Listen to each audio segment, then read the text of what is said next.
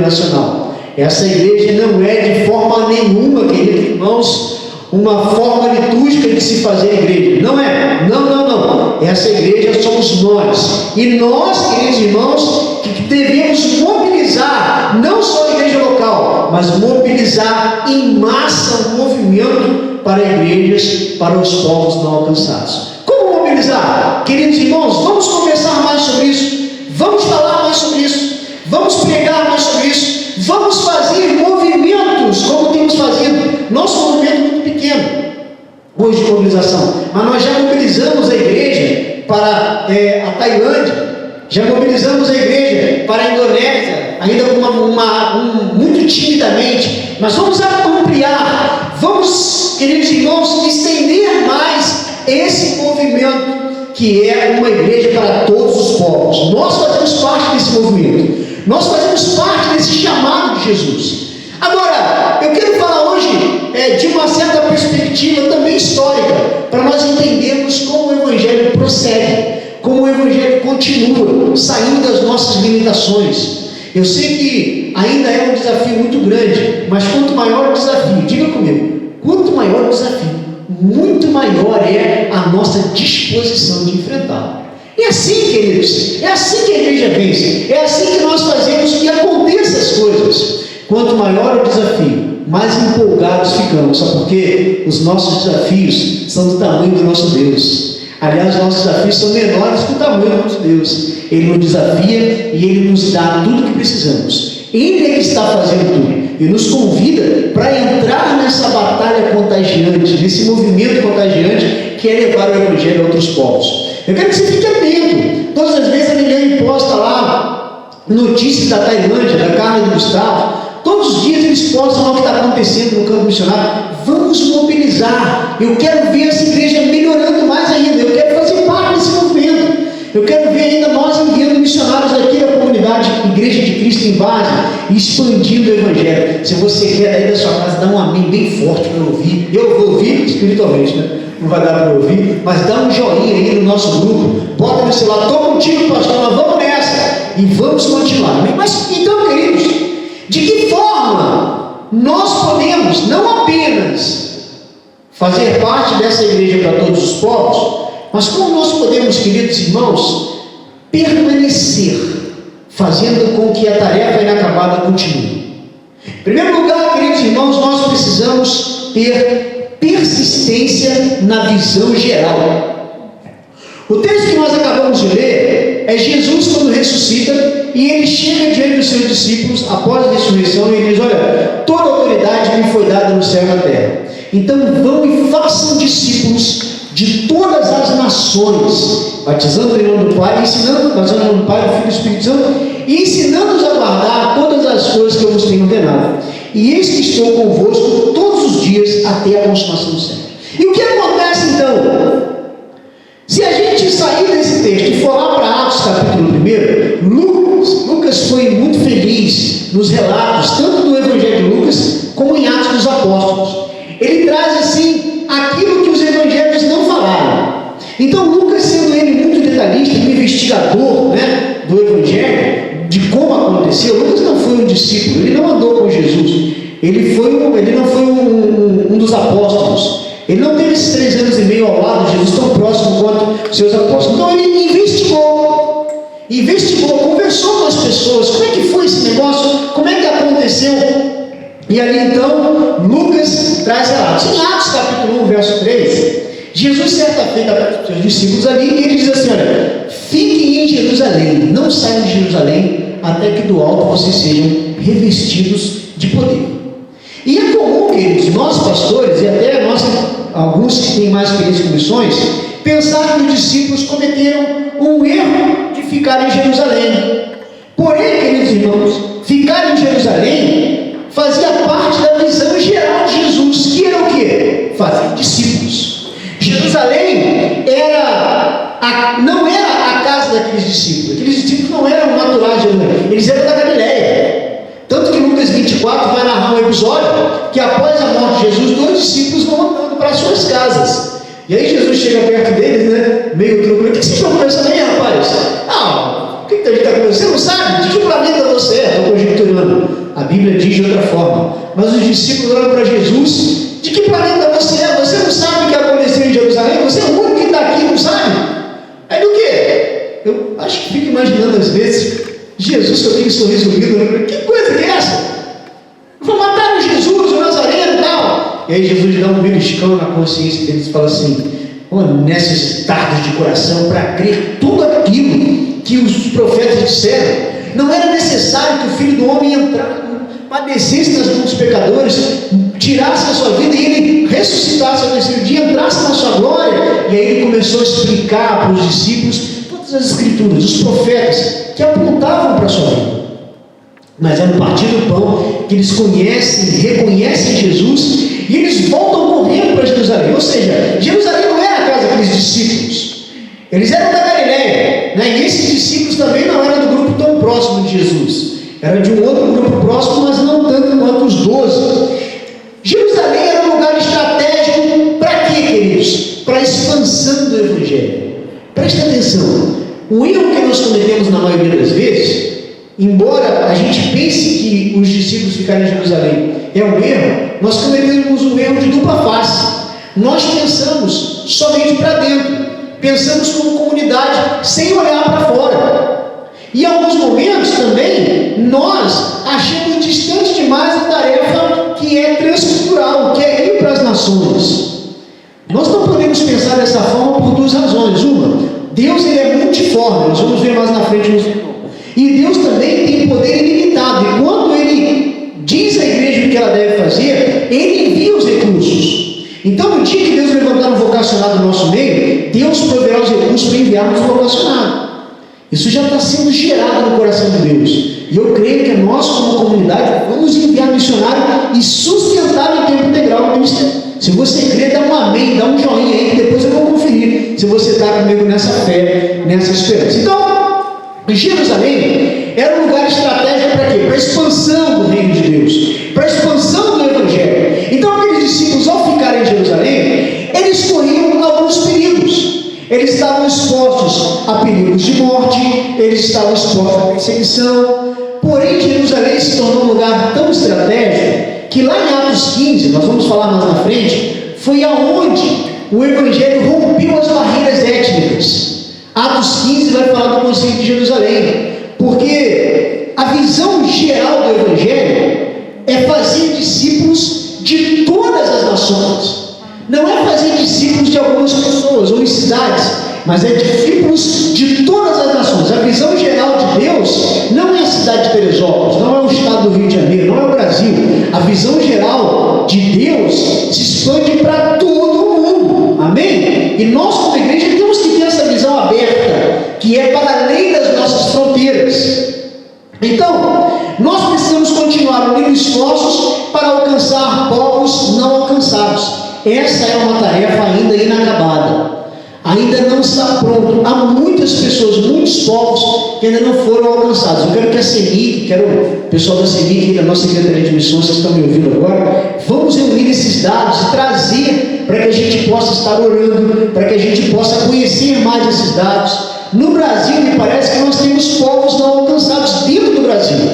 Parece que tem muitos, ainda dentro do Brasil, alguns que são povos mesmos ainda não alcançados. Os índios, os ciganos, considerados povos ainda não alcançados. Precisamos orar, conhecer esses aspectos da nossa nação. Precisamos disso. Então, a visão geral de Deus é todas as nações.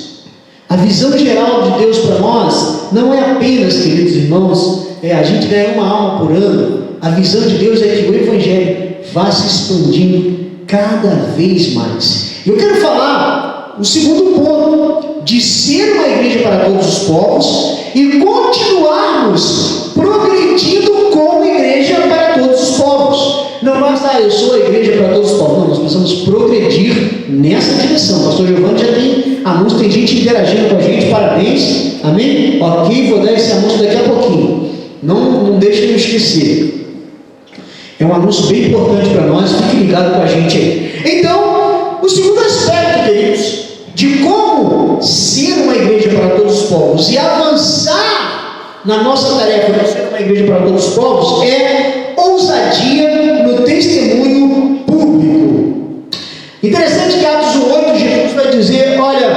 vocês vão receber poder ao descer sobre vocês o Espírito Santo.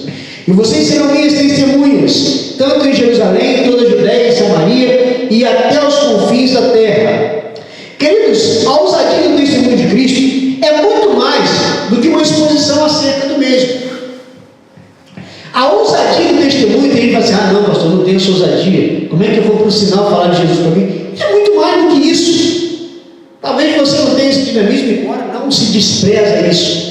Eu nunca desprezo uma entrega de um folheto, uma abordagem inteligente para alguém. Isso é evangelismo, né? A gente sair, teatro, música, todas as ferramentas que nós usamos para pregar o Evangelho e anunciar o Evangelho são importantes, mas não é esse testemunho que Jesus está falando de Atos 1:8. Quando Jesus fala que nós seríamos testemunhas, está um pouco mais ligados. Vamos pensar na igreja de Jerusalém, essa igreja que hoje é praticamente o foco do nosso sermão. A igreja de Atos dos Apóstolos, a igreja que estava em Jerusalém.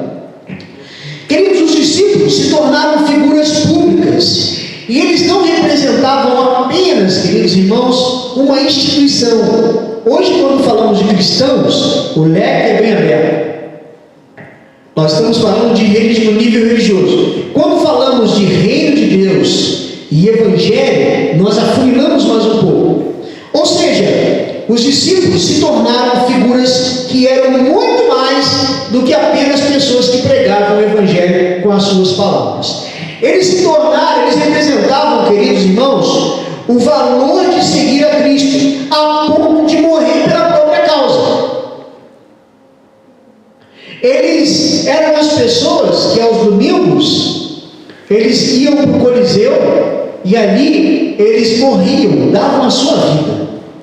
Então o Evangelho daquela época foi marcado, queridos irmãos, por uma representatividade de pessoas que estavam dispostos a darem a própria vida em favor da causa.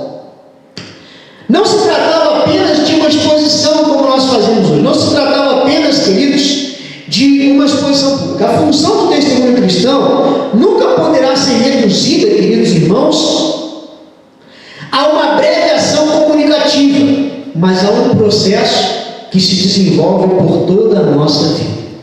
Deixa eu tentar explicar essa parte para você.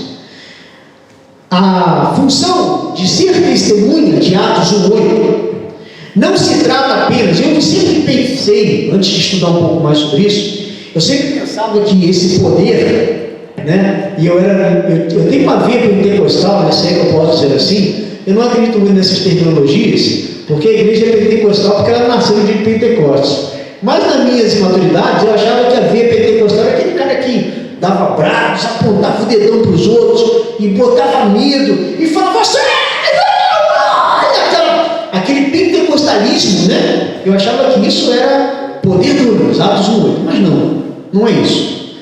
O Dunamis, o Atos 1:8, é quando o Espírito Santo, queridos irmãos, ele começa a formar Cristo dentro de nós. O apóstolo Paulo falava muito bem sobre isso quando ele dizia, olha, eu sinto dores de parto, até que Cristo seja formado em vocês. A Bíblia diz que o Verbo se fez carne e habitou entre nós. Deus habitou entre nós na forma humana. Ele viveu entre nós na pessoa de Cristo. E essa encarnação, ela não se limitou. Você pode achar que eu estou mistificando as coisas, mas eu vou tentar explicar sem tentar ser místico. Quando Jesus ressuscita, ele está entre os apóstolos, diz, olha, fiquem em Jerusalém até vocês serem revestidos de poder. Ele é elevado às alturas, e quando os discípulos estão ali no cenáculo, esperando, aguardando, o que acontece? Depois de 40 dias orando, buscando, o Espírito Santo desce sobre 120 pessoas. E aí, Deus passa a fazer uma ruptura, ele passa a morar naqueles homens. E aí, a primeira coisa que acontece, queridos irmãos, é uma transformação de dentro para fora. Como? Medrosos como o apóstolo Pedro, bota o dedo no rosto do judeu e fala assim, olha, esse Jesus que vocês mataram, Deus fez dele Senhor e Rei. Sem medo de perder a vida.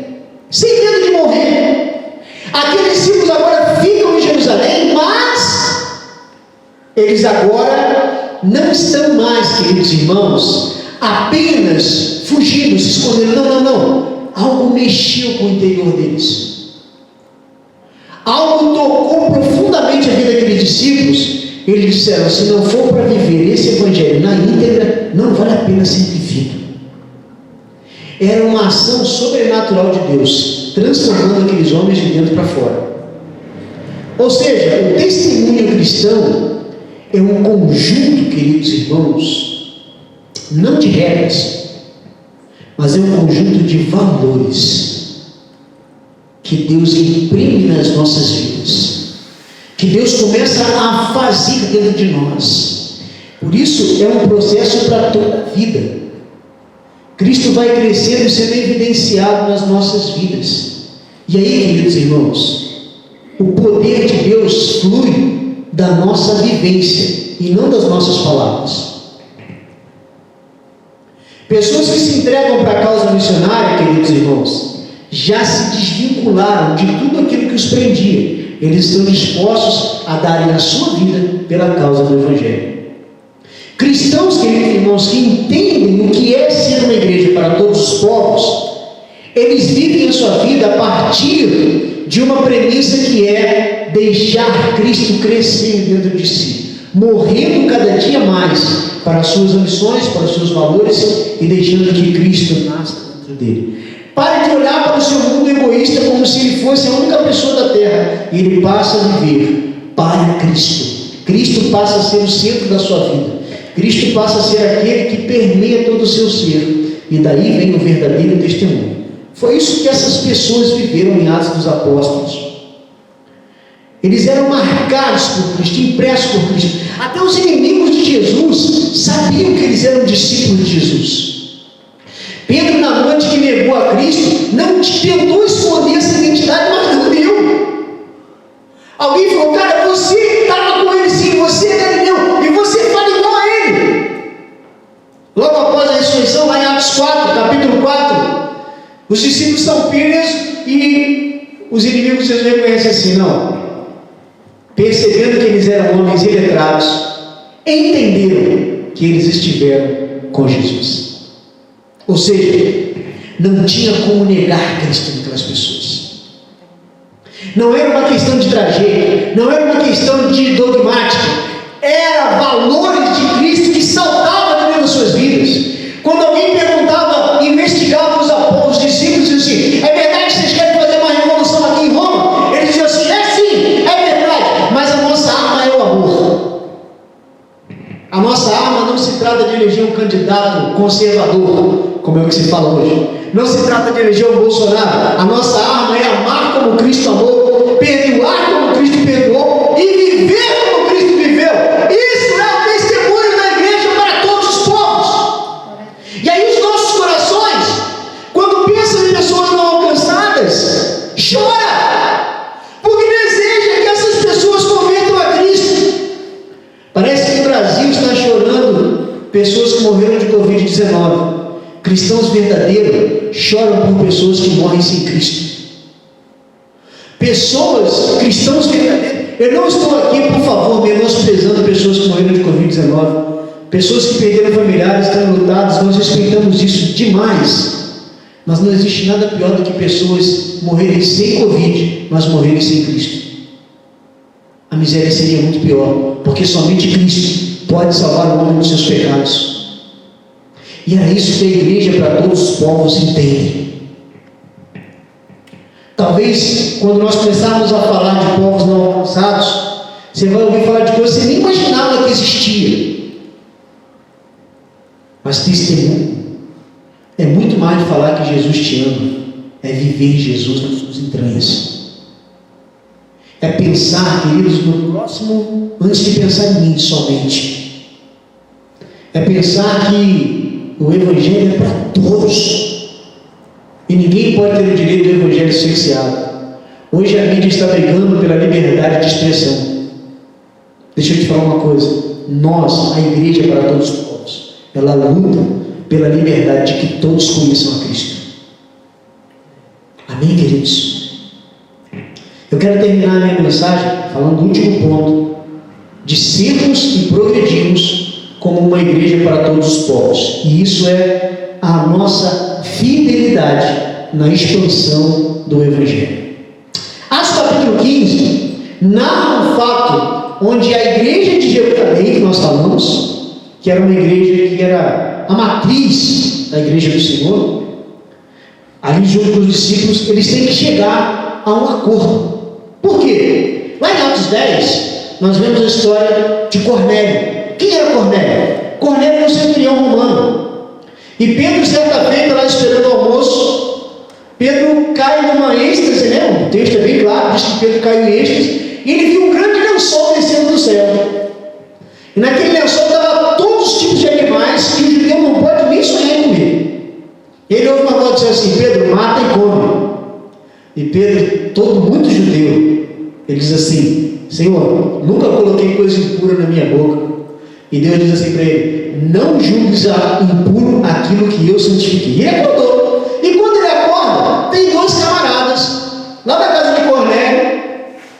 Aí o Espírito Santo falou: tem dois camaradas lá embaixo, vai com eles que eu estou te enviando. Vai lá na casa de Cornélio. Pedro já desce, sabendo, já sei quem são vocês e eu vou com vocês. Chega lá na casa de Cornélio, Pedro ainda muito judeu. E quando eu falo de judeu, eu estou falando de etnia cultural. Pedro chega lá e fala assim: olha só, vocês sabem que eu nem devia estar aqui, né?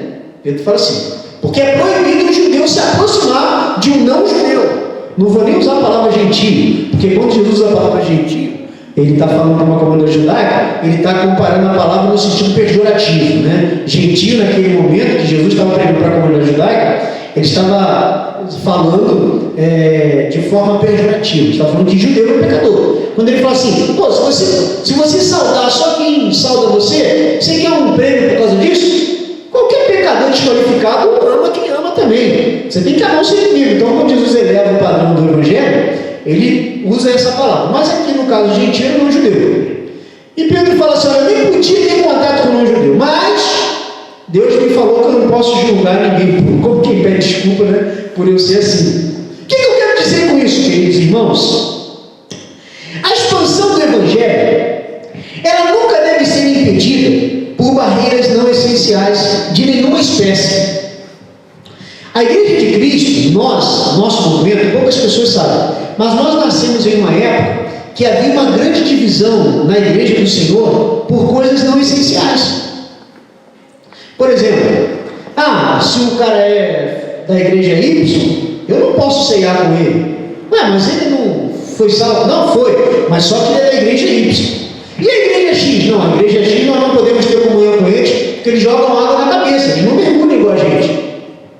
Ué, mas e a igreja B? Não, a igreja B a gente não pode estar com eles, por quê? Porque eles não batem palma, então a gente é separado, não posso fazer parte deles.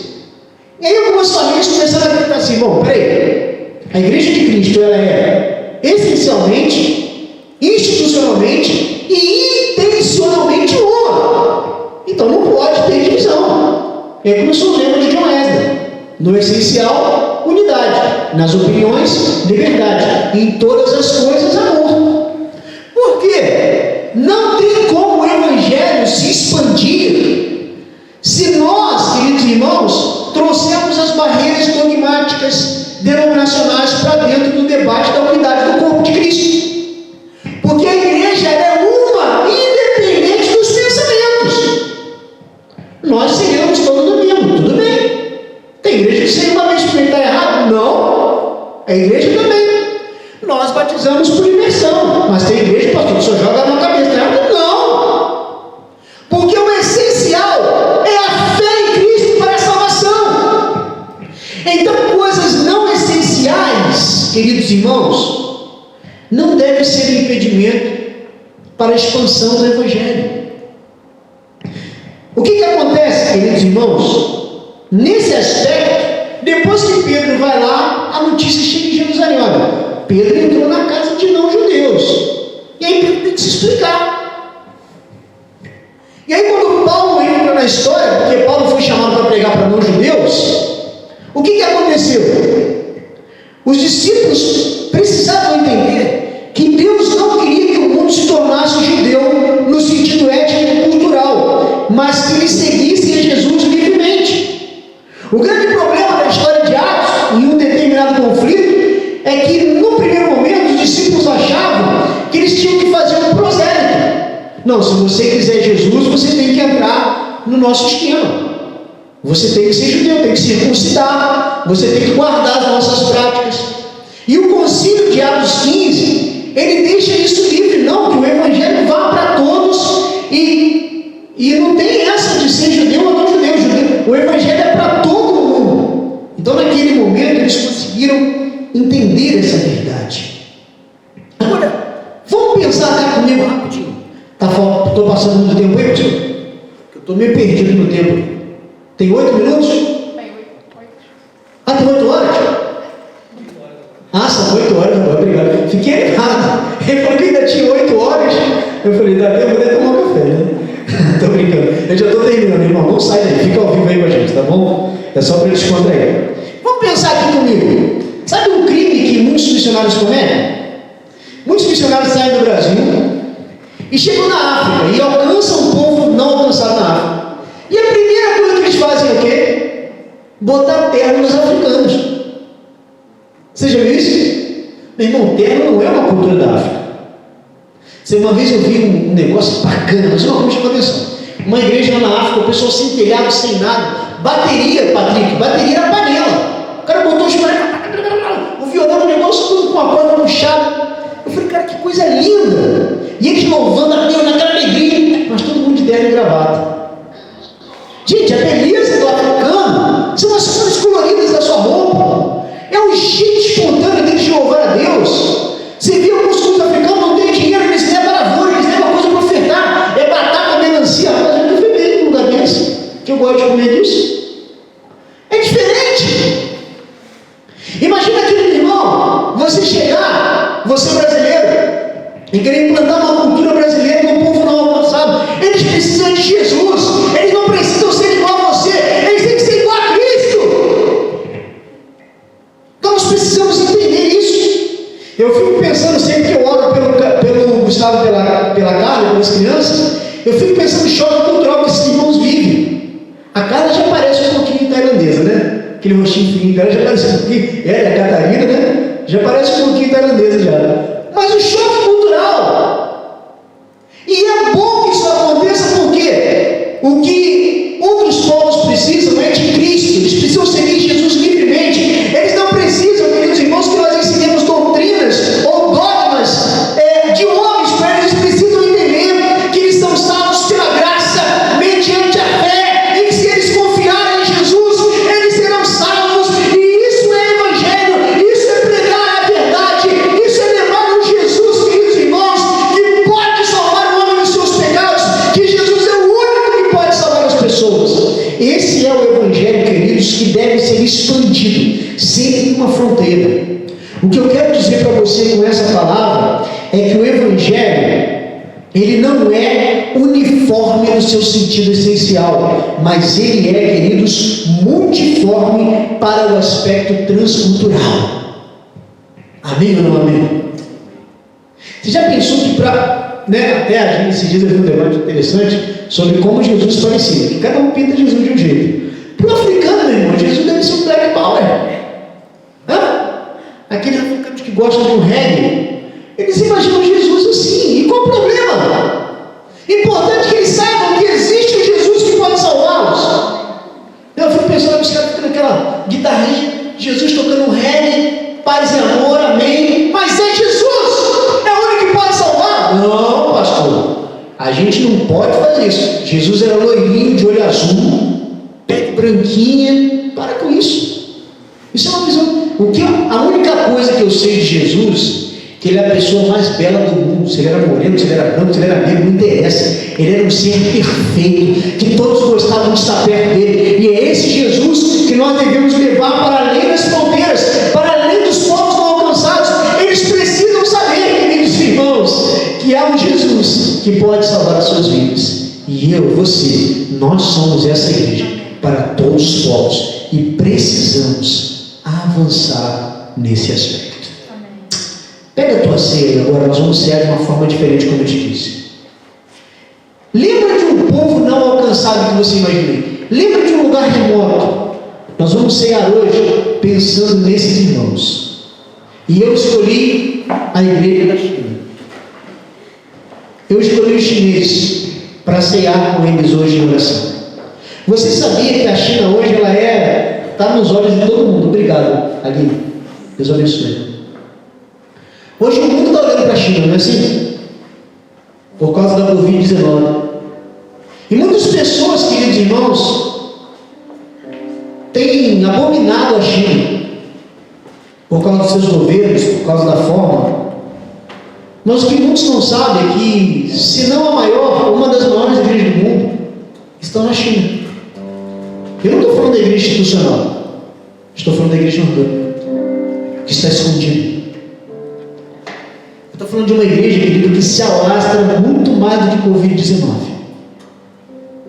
Uma igreja pulsante. Por isso, querido, quando alguém fala da China para você, ore pela China, porque tem uma igreja muito forte lá. E eu acredito, queridos, que a China um dia vai ser tomada por um avivamento tão grande que ela não vai ser a maior economia do mundo simplesmente. Ela pode ser a nação que Deus mudou a história, porque lá tem uma igreja fiel.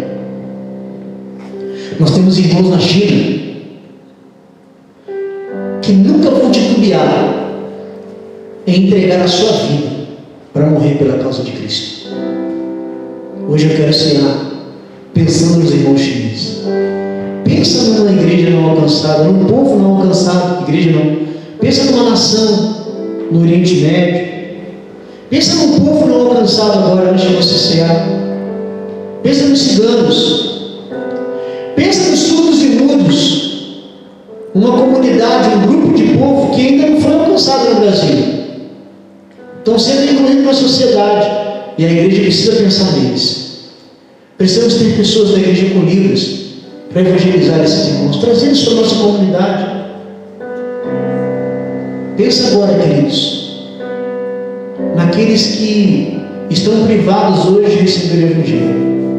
E naquela cruz, Jesus não morreu apenas pelo meu e pelo seu pecado, mas Ele morreu pelo mundo inteiro. E essa ceia, se eu pudesse dar um nome para ela, seria esse momento,